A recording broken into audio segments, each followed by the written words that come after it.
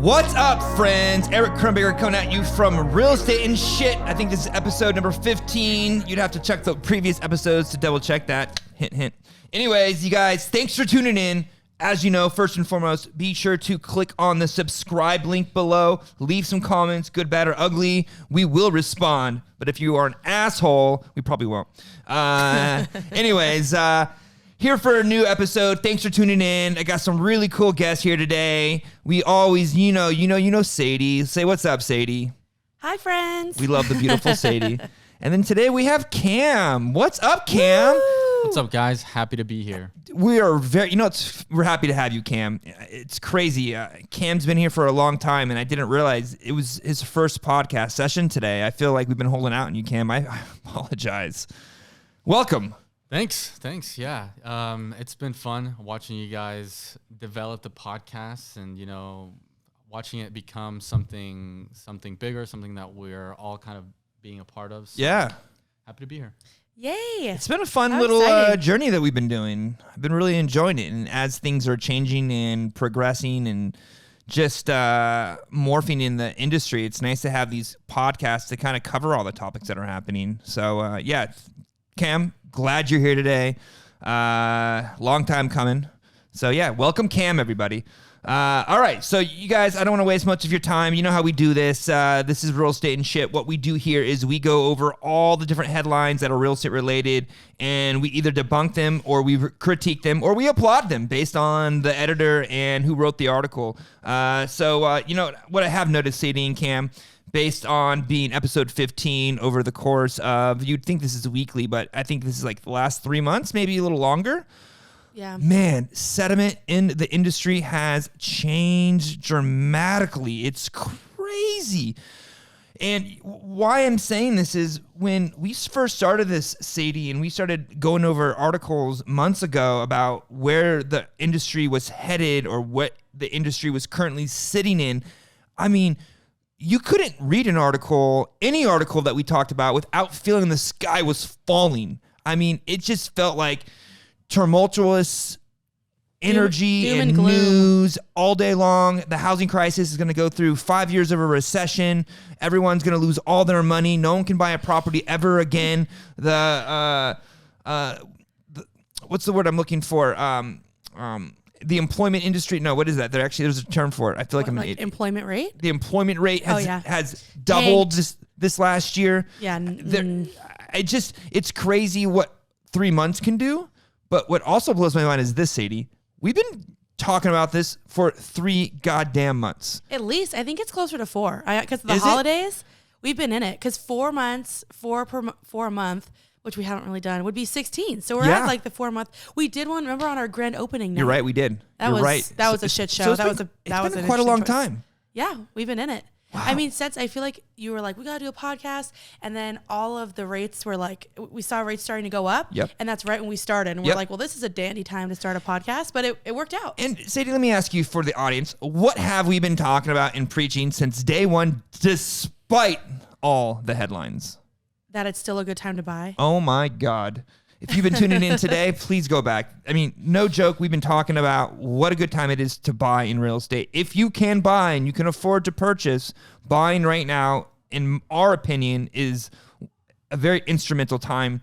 And the reason I say why is because 3 months ago, and I think things are starting to change now, if you guys can correct me because you're in the market more than I am, you could get any property you wanted. 3 months ago, you could walk into any marketplace, find a home that you wanted, sit on it for a week, have decisions about it, then go in there, make an offer not at list price, negotiate a little bit, do a nice list of requests for repairs, get those fixed, maybe even ask for a credit, and get the home at a higher rate. And you know what's crazy? I saw at one point on social media everywhere because we were talking about dating. We're not marrying the rate, we're dating the rate. Mm-hmm. And I saw so much backlash on that. You shouldn't say this. You shouldn't say date the rate because that's not true. You don't know what the future is going to behold. You don't know what's going to happen in this, that, and the other.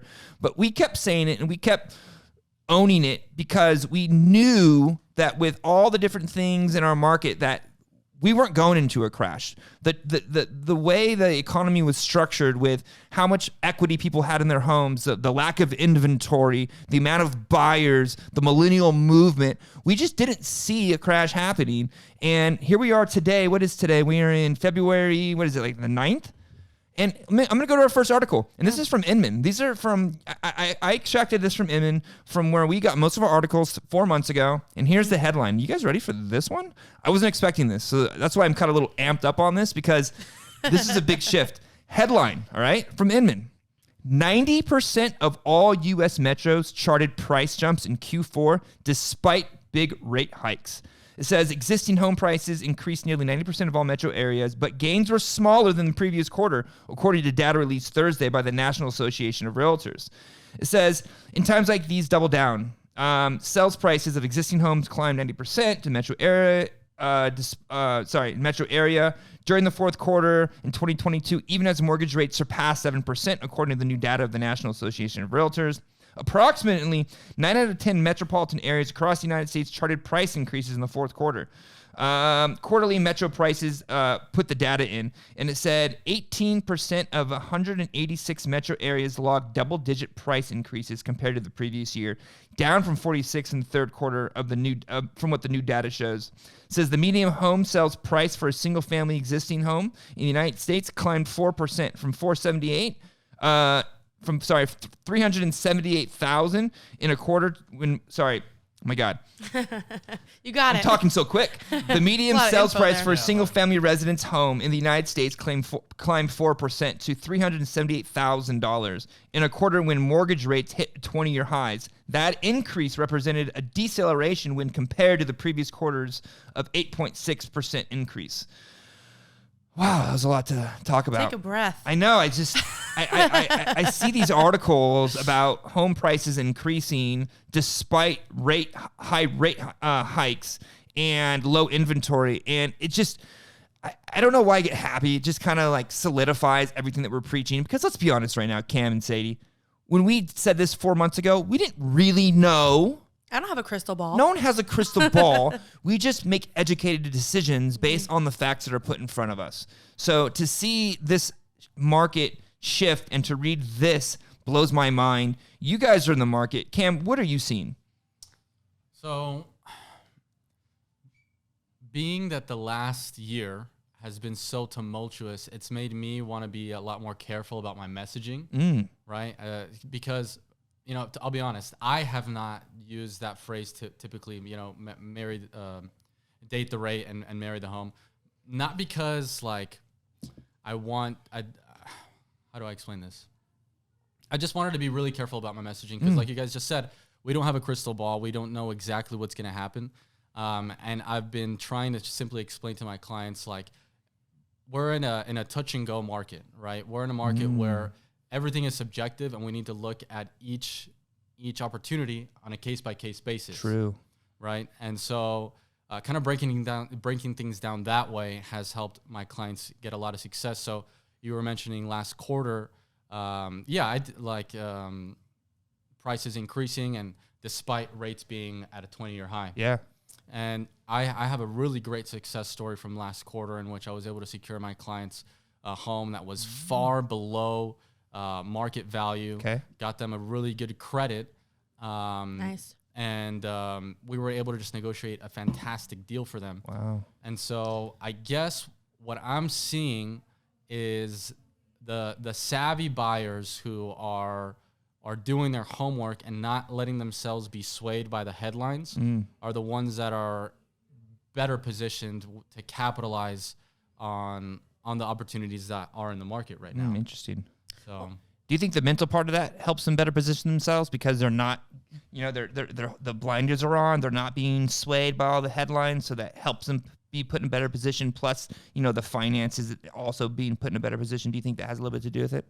Yeah, it helps to have a local expert to kind of help you understand where the context of the market that you're looking to buy or sell in. Okay. Right. It's as far as the mental state. Yeah, that's something that definitely worth combating because there's a lot of negativity that buyers are. What are you saying to your buyers? Just kind of what I explained to you right now. You know, I'll typically, it depends on the level of experience. If I'm speaking to a first-time home buyer who is just kind of going off. I'm first time. What are you saying to me? I'm interested. First time. So I would ask you kind of what your goals are first. And kind of start from there and reverse engineer from motivation. There. Precisely, right? And it could be very possible that it might not be a good time for you to buy. Okay. And we'll lay out the reasons why. We'll cross all. We'll check off all the boxes. Okay. And find out kind of how well positioned you are to capitalize on where we are in the market. Okay. Right now. So it sounds like your position, despite or depending on each of your clients' needs, your position is it's still a great time to buy, and the savvy buyers out there that have the knowledge are the ones that are making the quicker decisions. Right. You know, being in real estate, I believe in real estate as being a good investment, you know, so having that belief is first and foremost, right? And now backing it up with historical facts, you know, so it could very well be possible that you're paying a premium for this home and you're going to look at Zillow 6 months down the road and it'll say it's $50,000 less. Yeah. Could very well be the case. I'm in that boat. There you go. And so for those people who are afraid of finding themselves in that boat, what's your plan? What's your long-term plan? Are you going to be in that property for a prolonged amount of time? Mm-hmm. In which case, historically, you are always going to win. Mm-hmm. I heard this phrase that I like that says, time in the market will always be timing the market. That's so true. Because you can't time the market. I don't care who you are. I don't care how sophisticated, how knowledgeable you are.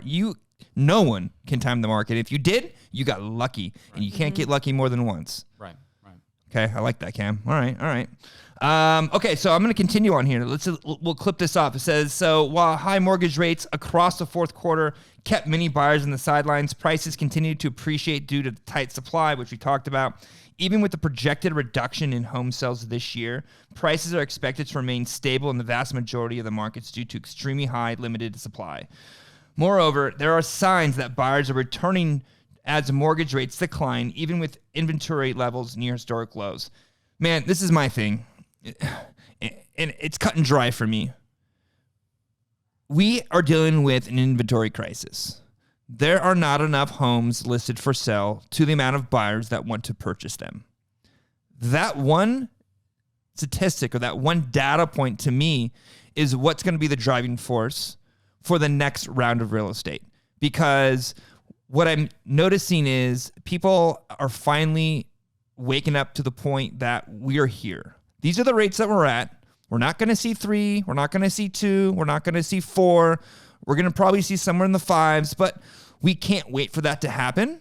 And I think just with our society, it takes a long time for people to accept what things are or how trends are working. And I think now people are coming to the fruition that things aren't going to change. If I want to move or I want to get somewhere else, this is what I have to do. So I do think things are shifting, but I am yet to see a solution for the low inventory.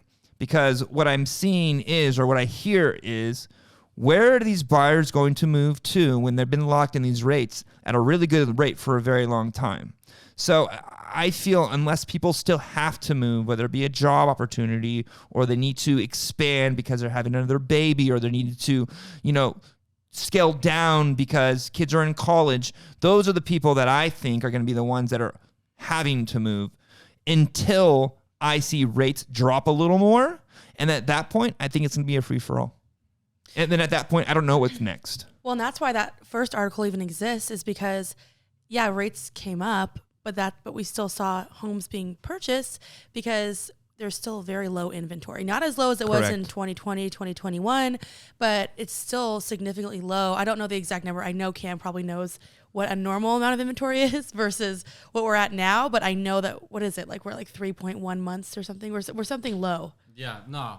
I wish I knew that number. I should know it. I feel like you're always spitting data at me, and I'm like, okay, yeah. Put them on the spot real quick. Yeah. Well, we all know it's low. It's still significantly lower than it needs to be. So, but that is something. I mean, people move out of state. But We're at I think about that too. Like, I think we're how are below there a gonna 3-month be- inventory. Or below 3 months? Correct. What do we need to be normal? Like 6? Well, or is it- we haven't been at 6 for like 4 or 5 years. Yeah. We've been hovering around 2 and 3 for a very long time. So that hasn't shifted.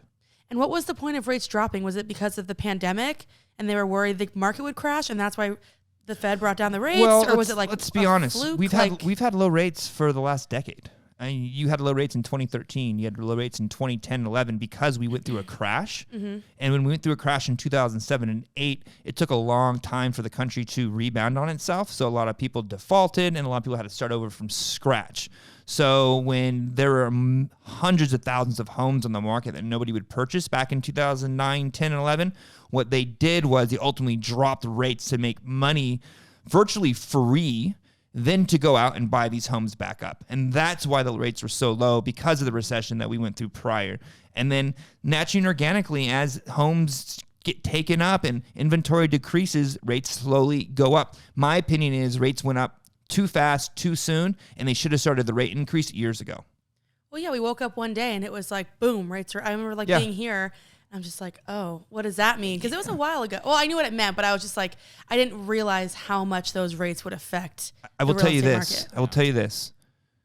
There's a lesson to be learned here. And the lesson is, in my opinion, you can't trust, as much as you can't trust the government, you can't trust what the industry trends are going to, because no one saw rates increasing that high in that short of time. But if you were prepared for that, knowing that eventually with where we were going with the different, data points of, inflation and, where that was, a lot of people were able to maneuver in those times, put themselves in a better situation. I know people who did. So I think the lesson to be learned is you just can't believe what everyone's telling you. You really have to do your own homework and make the best decision for what you feel is right. As opposed to what everyone's telling you.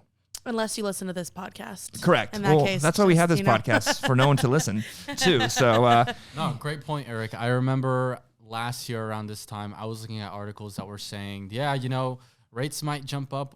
We'll see what they go to. They might end up like close to 5 by the end of the year. I remember reading articles saying that and predicting, like all the major economic institutions were predicting that prices were just going to be about flat. That hasn't been the case. No. And so, now that I've been in the industry I'm going to start my 3rd year, and seeing like such drastic changes in just this short amount of time, that's been the main reason why I've tried to be a little bit more concise and careful about my messaging, because Smart. I too was being swayed and was being, influenced by all these articles. And the data is important. It's important to know the data.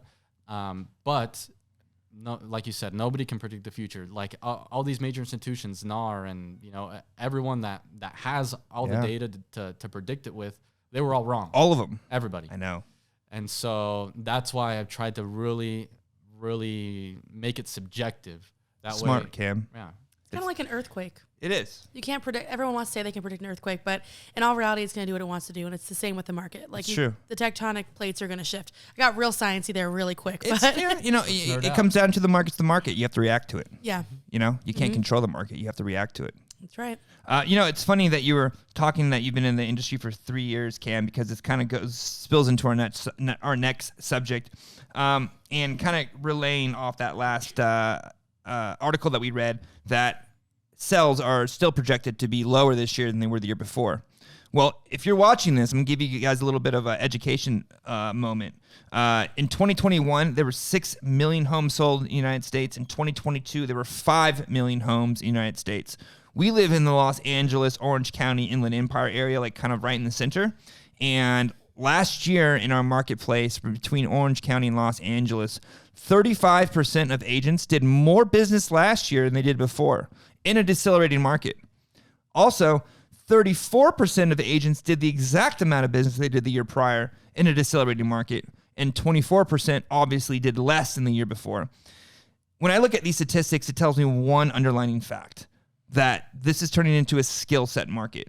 things are changing and the decisions are harder for consumers, and they are relying on a truer professional to help guide them through these situations of having to list a property in a decelerating market or having to purchase a property in a market that it's unsure of. And the reason I'm bringing you into this, Cam, is because you have been in the market for 3 years, and you did tell me a beautiful story of your clients and you got them in a property. You know, what are you seeing as, I wouldn't say you're a newer agent anymore. I would say you are an experienced agent. But what are you seeing compared to, like, let's say like Chris Fox or Shar, who have like 20, 30 years in the industry? You know, how are you having to combat someone of that caliber to still get a deal in? Or let's say you're on a listing presentation to outbid someone who's been in longer than you. That's a good question, Eric. You know, the way I see it, there's always going to be an agent that's more experienced than me. And so, you know, I can go to sleep at night knowing that when I go to a listing presentation or when I'm showing buyers homes, maybe they've talked to other realtors. Chances are they have. Yeah. You know, but my purpose in this industry is to help people. Yeah. You know, to bring them the right information, to understand their needs and use my expertise and skill set and knowledge to help those things happen. And if I do those things, you know, maybe we won't be a right fit, and that's okay. But as long as I'm doing what I need to be doing, then I will help the people that I'm meant to help. I love that. You're focusing on what's important to you. Yeah, and focusing on the clients that are ready, willing, and able to accept my help. And it sounds, and it just comes off. You have the confidence in the message that you are giving your clients as well. Like, just sitting here with you right now, I feel confident that you have confidence with your clients just because you're cool, calm, and collected, and you do have good information. You know, it's so funny. You talk about subjective information to them. It's right up your boat. You know, you're not like me, throwing 50 needles against and seeing what, you know, like you're going to throw one in the right area.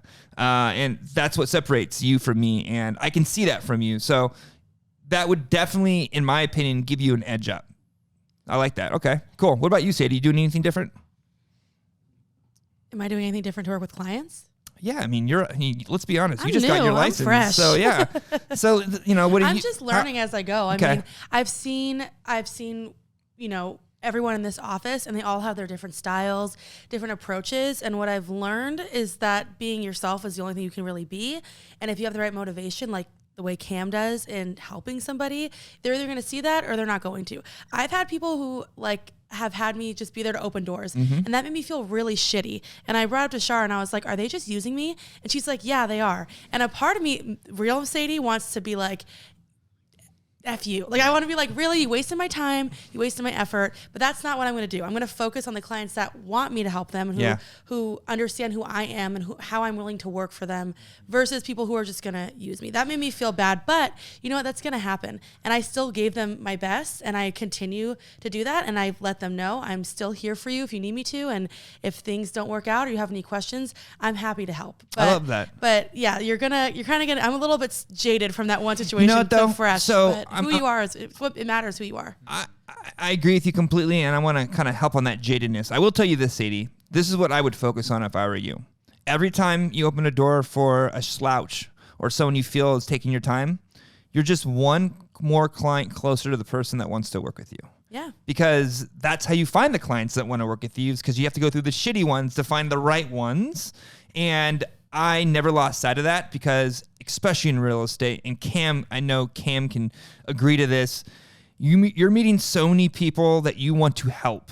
And when you're trying to help people, you don't really understand that some people are just the way they are. Mm-hmm. And you really get an opportunity to pick and choose your tribe and the people that want to work with you. So congrats on where you're at, because I think everyone has been in your shoes at one point or another and has felt that. And there's a reason why it's a 95% failure rate, Sadie, because you take that and then you take a door closing on you and you take a phone being hung up on you and then you take someone at the open house throwing coffee on you and you throw all this together. That's why people leave, because it hurts than ego all the time, because all we're trying to do is help people and they just shit on us and they think they can just take advantage of us. But we're just people trying to service at a high level, and it hurts us when people take advantage of us. So it makes sense. But you know what? There's so many people. I'm not saying realtors. There's so many people out there that aren't trying to do the best for other people. They're not doing that. And there's people who have been affected by that. Correct. And then they treat other people that way. And so I can't be mad about it.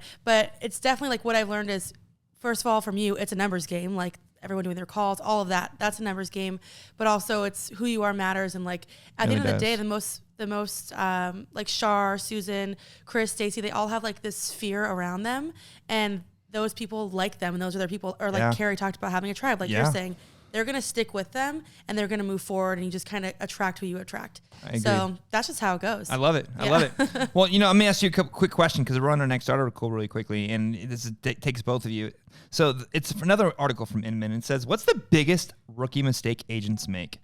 So it says the pros sound off. Says rookie real estate agents often make mistakes that can hinder their success in the industry. Some common mistakes include not having a clear marketing strategy, not staying organized, not effectively communicating with clients, and continuing their education to stay current on industry trends and regulations. Additionally, some new agents may not realize the need to build a strong network of industry contacts, such as mortgage brokers, inspectors, which can be crucial in closing deals.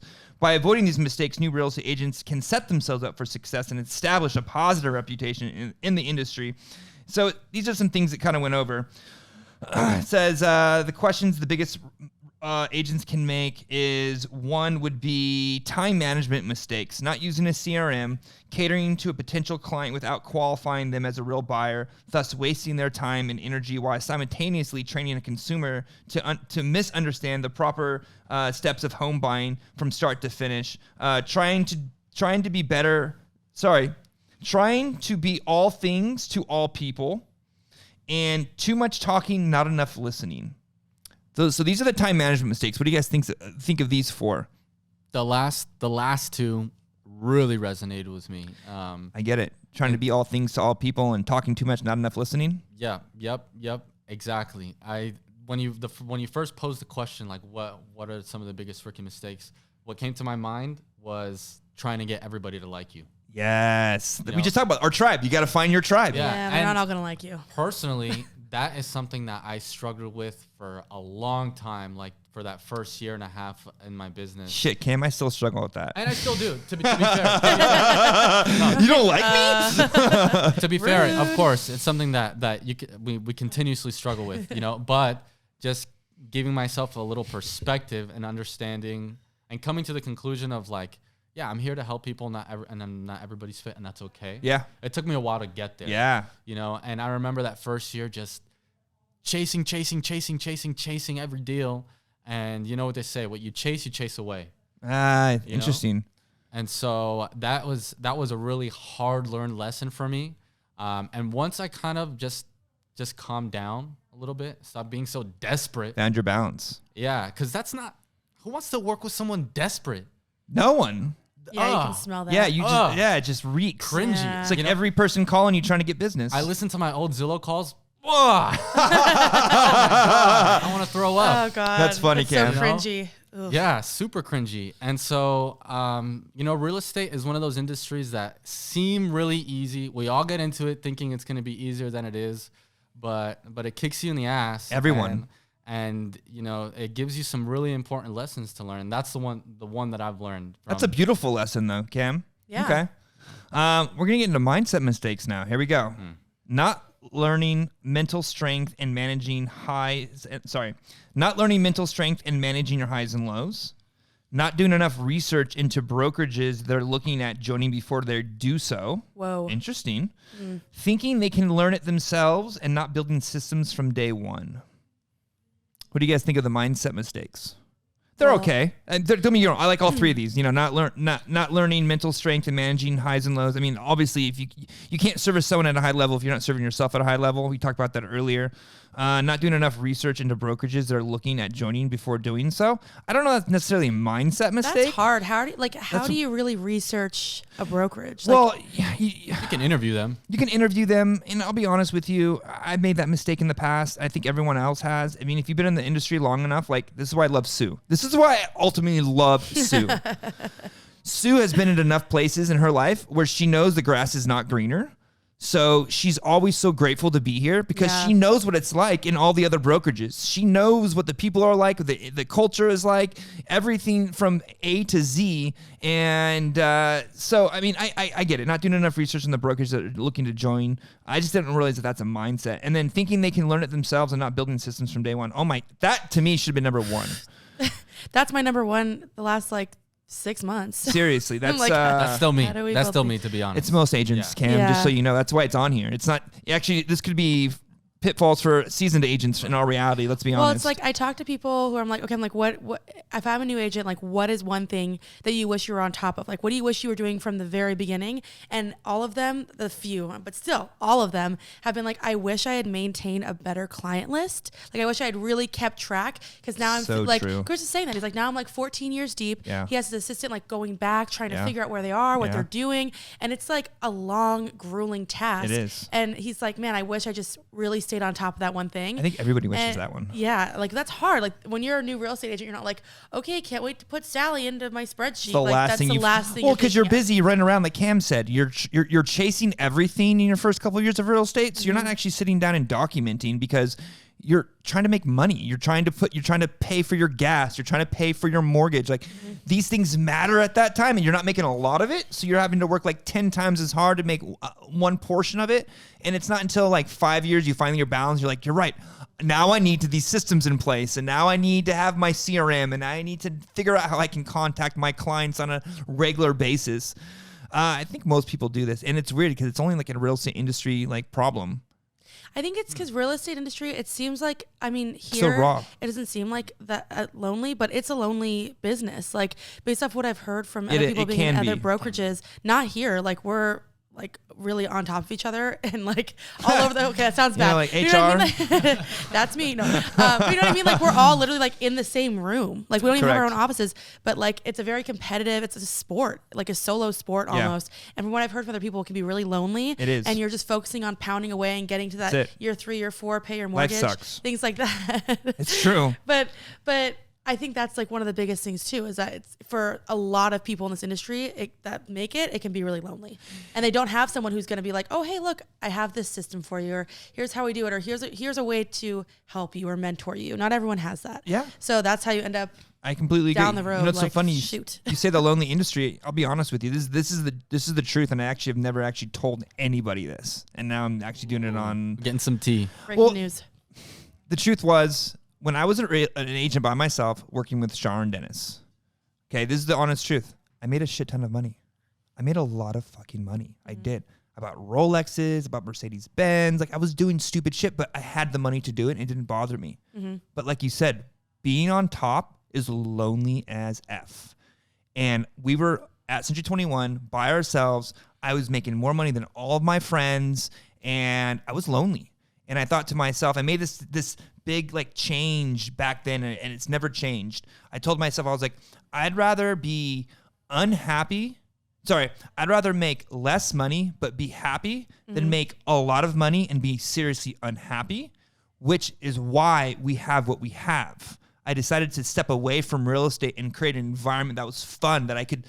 I knew I was going to be in this for the rest of my life. I knew this is not going to be a 3, 5, 10-year thing. This is something that this is my life. So I knew if this is going to be my life, how was I going to structure that to enjoy it for the rest of my life? Yeah. And if I was going to be an agent that just worked his ass off every single day and just made money, that wasn't fun to me. It gets really boring when you just make money and that's all you do is make money. I mean, there's only so many things and so much happiness and fulfillment you can get by buying stuff. That shit goes away real quick. Yeah. It's when you don't have money, you think money solves it, but when you have money, it solves nothing. No money, no problems. And that is the whole reason why this brokerage exists, because I didn't want to be lonely anymore, and I wanted to have an environment where people can enjoy themselves. And let's be honest, I'll be honest, I make a shit ton less money than I did back then. I enjoy what I do every single day. I love driving to the office. And back then, I used to have to be in the office about before 8 a.m. because I started making phone calls at 8:30. And I'd be driving from LA still. So I'd be waking up at dark and driving over. And I hated my fucking life every single day. I hated it. I just hated it. It wasn't fun anymore. But the moment this started, life changed. Things became fun. I started surrounding myself with other like-minded people and other people that just enjoyed what they were doing and took the same grind and took the same pitfalls and the same wins. And it was just like a group winning together was much better than me winning alone. 100%. Never told anyone that, but yeah. Amazing. Thank you for sharing that with us. I don't know why I never told anyone that. Yeah. I mean, you probably said it in your head over and over again when you were deciding if you wanted to change your life. In all reality, I'll be honest with you. When you talk about money with people, it gets weird. You know what I mean? It just always does. And I never feel comfortable talking about money with people because back in the day, people used to think I just made a lot of money and it wasn't always true. It wasn't, like things just weren't what people think they are. So I was just like, I'd rather just not even talk about it so people don't understand the struggles and the wins and that I'm even dealing with. Well, I'm like, how do you tell someone who is struggling pay their rent? You're like, oh my God, my life sucks. I make too much money. My friends can't hang out with me because I can't afford, you know what I mean? No one's going to feel bad for you. But at the end of the day, the person who's struggling to pay rent might be happier than the person who has all the money in the world, which is what you're saying. I have a friend, lives in Tahoe. Nice. His mother died when we were in high school. He was one of the smartest people I ever met, math genius, finance genius. Would have went to Harvard, Yale, just on another level. My best friend. The moment his mom died, his life changed. He went from driven to school to I'm changing my whole life and I just want to be happy and live. This guy lives as a cat operator in Tahoe and, grooms hills and snowboards every single day, has a wife, has a dog, and is the happiest guy I've ever seen he's so fulfilled. He's got it figured out. He's got it all. Yeah. And he doesn't need, but he has friends like me, and he's got another friend named Webb who works for B of A, and he's an investment banker, and he makes 3 times the money than I make. And he's surrounded by these things, but for some reason, he's the happiest of everybody. So it's not always about money. No, it's interesting. Definitely not. I don't know where we went on this one, but shit. We really spiraled on that one, but there is a balance. There is a huge balance. Yeah. And the guy has a dog, and really your life can only be better if you have a dog. I agree. All right, we're gonna close this out. We're gonna close out this article, and we'll cut it short. I know we kind of went off topic, but hey, just so you guys know, watching that was deep. So these are the sales and marketing mistakes, and it's very interesting. So there's 4 more bullet points, and it says getting busy with a deal or two and then stop prospecting, lack of follow-up, not using the phone enough, thinking that there's a better lead generation system than being thinking this one's good. Thinking there's a better lead generation system than being thorough, moral, and hard-working agent for what you already are using. Oh, they capped that one off. Shit. Be a Girl Scout. Thank you. Call me out. Yeah. He's not just calling you out. I was actually with Carrie's team last week, and they were talking about how they wanted an ISA to do their leads for them. And I was like, that's not how this shit works. You know what I mean? Every new agent wants someone to after you get into it for a couple of years, like Cam and Rob, you figure out that it's only going to be you that's going to do the work. No one else you can count on to actually get things done the way you want it done. But what do you guys think about this? Getting busy with a deal or two and then they stop prospecting, which I think in all reality is an industry pitfall for everyone.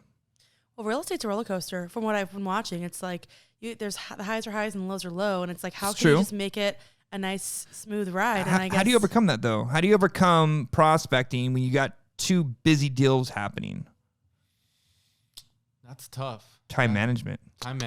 That's what it is. Time blocking and time management. Knowing that nothing's going to happen in the 1 hour that I'm prospecting. For the 1 hour that I'm prospecting right now, nothing really can happen. That's too much of a fire that I've got to put out, a red flag that I can't handle. I think it really comes down to that. I think, Cam, to that, we think we're always busy. We always think we have stuff going on. And that paralyzes us to actually sit down for 1 hour and prospect. But I think that's a good one. What about lack of follow-up? I think that's, again, I think these are industry standards, not new agent standards. I want to comment on the getting hung up on one deal thing too. And I recall my first deal, and I remember oh man, I worked so hard to get that under contract, and I think the fact that I was so focused on the deal made it a nightmare deal. Yeah. I think when you're just way too in it, the likelihood of just something happening or miscommunicating something is a lot higher. Yeah. And so, yeah, just kind of giving yourself that space, understanding that there's nothing that is so urgent that I can't just set apart this time to, to nurture the rest of my business. True. Yeah, that's another hard-learned lesson, You know, definitely. my wife taught me something on Baseline. The first thing you said, you can never get attached to the deal. You know, that's Wise. It's just so important to do, and we always get it. We're emotional. This industry is emotional. We're fighting for our clients on all fronts, so we're emotionally invested, and it's so hard to draw that line to be emotionally invested for your client, but not to be invested into the deal. Yeah. You know, Emotionally invested, not emotionally attached. correct. Yeah, very good. Sorry, you're emotionally attached to the deal. Correct. So, what we're gonna say? I'm just saying it's hard. Like, I'm a people person, so when I'm working with people, even if I don't know them, like, I'm gonna be attached to them and feel invested to them. And when you're investing in a house, that's a big deal. So, Yeah. like, you want to protect them. Yeah. I feel like there's that too, and you get very defensive. It's true. But that's really smart. I mean, getting attached to a deal is different than getting attached to a person or a client. So Yes. that's good to separate those feelings. Yeah. Very, very good distinction. Wise words, Sadie. Yeah. Very You know, wise all words. 27 years over here. I'm an old lady. So it seems like we did actually debunk this one. This one was actually a pretty decent article of the biggest mistakes rookies can make in the real estate industry. So these aren't bad. I enjoyed this from Jesse Healy. The main sections, though, like, I don't know how that last section had to do with marketing, but like, Yeah, there's, I'm kind of like the this is an titles, easy but article still, to write, in my yeah. opinion. This didn't take a lot of skill set to write this article to realize Yeah. what new agents are lacking in the industry. But I appreciate your insight, Cam. You know, Cam's been in the industry for 3 years, and he's been with us for 3 years, and we've got to see Cam start from nothing to where he is now. And it's so funny when I see Cam before we get off. You remind me of myself and so many other people in the position that you're in. It's just weird evolution about being a real estate agent. I got into real estate thinking I was going to go straight to the top, and you just get smacked right. You know, it's like Mike Tyson. You always have a plan to get punched in the face.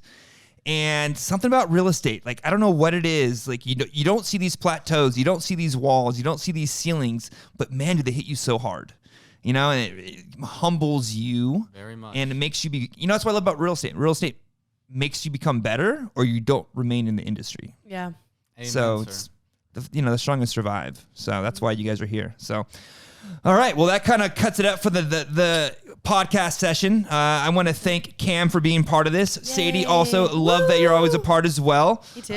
We're not getting sponsored by Dr. Pepper, but if Not you yet. guys are watching, you guys can always DM us. We are always open for any new sponsorships. I know, I should have taped over it. And if you're Coca-Cola, you can jump in just as easy. Yeah, so the last episode had a Coke Zero. it did, Coke Zero. So we're playing fair here. I love it. Everyone, thanks for tuning in. I appreciate all of your time. Be sure, again, subscribe below, leave some comments. Love what you guys are leaving below. And also, if you guys want us to also, if you guys want us to touch on any new topics, let us know. All right, that's it. I'm gonna get out of your guys' hair. You guys enjoy your. I don't even know what I'm gonna say. You guys enjoy your What? evening. I can't say that because someone could be in the morning. Anyways, you guys enjoy. Thanks for tuning in. We're gonna see you guys next week. Peace.